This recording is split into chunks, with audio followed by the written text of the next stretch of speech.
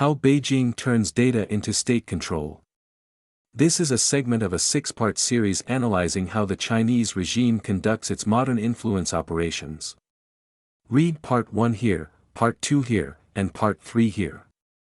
Commentary. The decisive moment in China's surveillance state is when the Chinese Communist Party turns a data point into permission to visit, question, intimidate, detain, educate, or coerce. By the time an alert reaches an official screen, the system has already converted ambiguity into instruction. An anomaly becomes suspicion. Suspicion becomes justification. That is the logic of proof by dashboard. It is not proof in the democratic sense. It does not require open evidence, adversarial review, judicial scrutiny, or public accountability. It requires a machine-generated reason that provides the state procedural confidence to act. In China's system, the dashboard not only organizes information, but it also manufactures political permission. This matters because China's surveillance model is not passive observation. It is an operating model for coercion. It turns daily life into data, data into suspicion, suspicion into bureaucratic tasking, and tasking into pressure. Sometimes the pressure is dramatic: detention, interrogation, forced return, or political indoctrination. More often, it is quieter: a police visit, a warning to an employer, pressure on a family member, or a demand to explain a relationship. The machine does not have to be right, only provide a reason. Xinjiang's lesson: suspicion as a production line.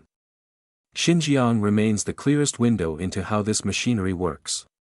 Human Rights Watch's reverse engineering of a Xinjiang police app linked to the Integrated Joint Operations Platform showed a system designed to collect personal information, flag people as suspicious, and push investigative assignments back to police. The human rights group also reported mass arbitrary detention, forced political indoctrination, restrictions on movement, and religious repression against Uyghurs and other Turkic Muslims.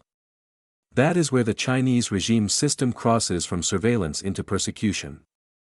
The issue is not whether every flag is accurate. The system is built to find reasons.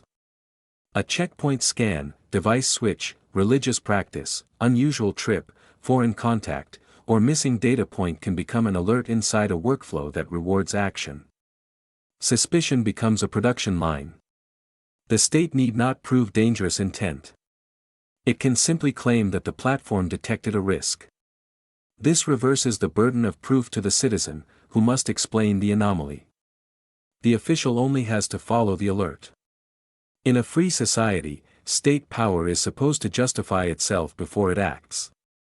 In China's coercive architecture, the person must justify himself after the system has already marked him.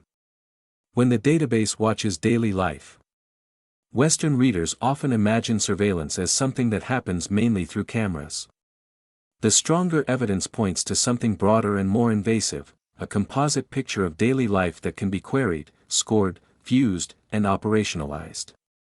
Even a household's power use can become a proxy for presence or absence. A gas purchase can become a mobility signal. A phone's apps and contacts can become a map of association and intent.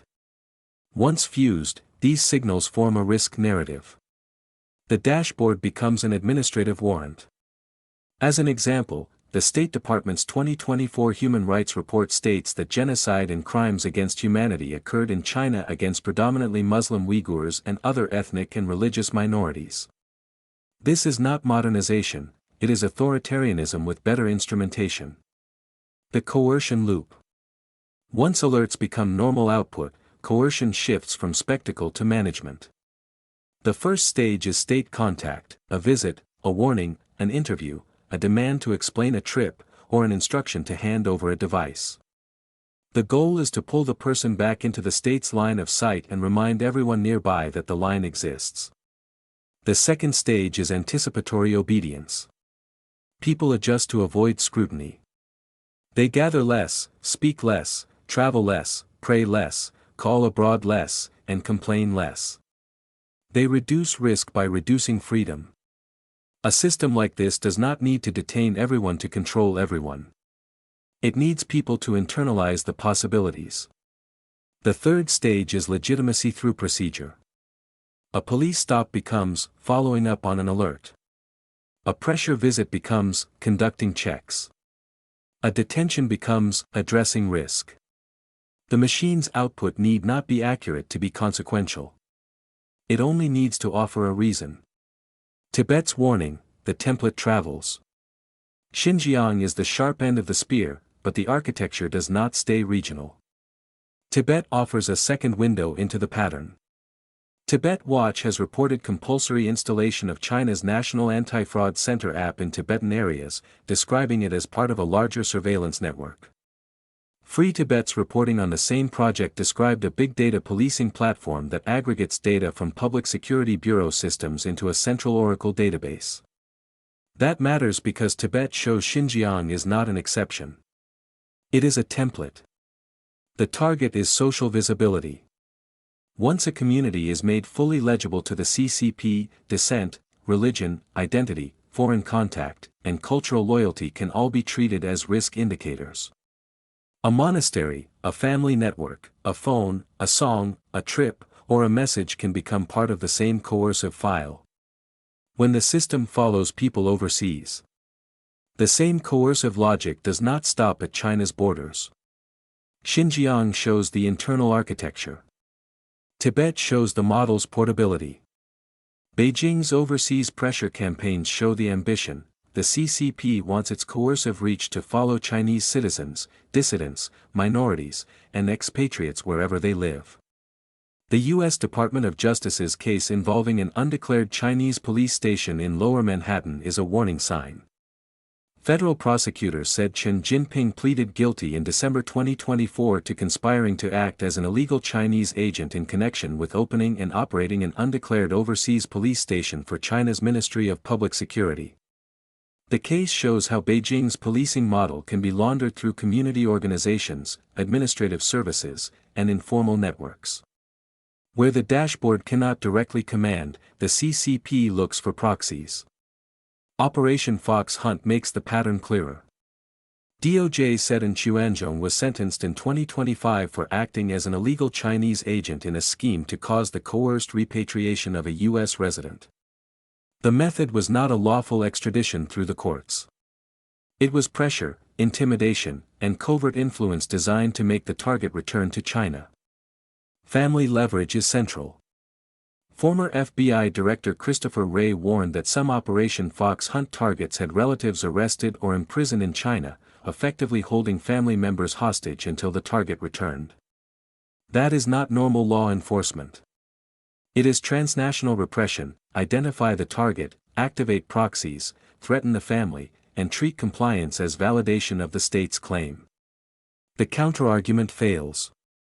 Beijing presents these systems as tools of public safety, anti-fraud work, counterterrorism, or anti-corruption enforcement. That defense collapses under the pattern of abuse. A state that uses family arrests as leverage, runs undeclared overseas police stations, pressures expatriates to return, and treats religious or cultural behavior as risk has moved far beyond ordinary law enforcement. It is not protecting public order, it is protecting CCP control. The Information Operations Bridge. The quiet power of the system lies in its metrics. A fusion platform makes populations legible, much like a corporate dashboard visualizes a supply chain. It breaks life into variables. Then it highlights anomalies, and accuracy becomes secondary. A flawed classifier can still be useful if it helps allocate state attention. A false positive becomes a justification. That is why the Chinese regime's model should not be confused with a policing system. It is an information operations model turned inward first. It identifies audiences, segments behavior, tests pressure, measures response, and refines intervention. In Xinjiang and Tibet, the intervention takes the form of policing and social control.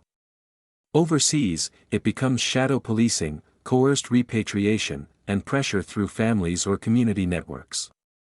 Online, the same logic points toward distribution, suppression, amplification, and behavioral shaping.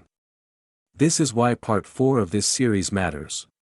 China's model shows how a state can convert daily life into tasks. It does not require perfect truth, and the result is a political system that does not merely punish dissent after it appears.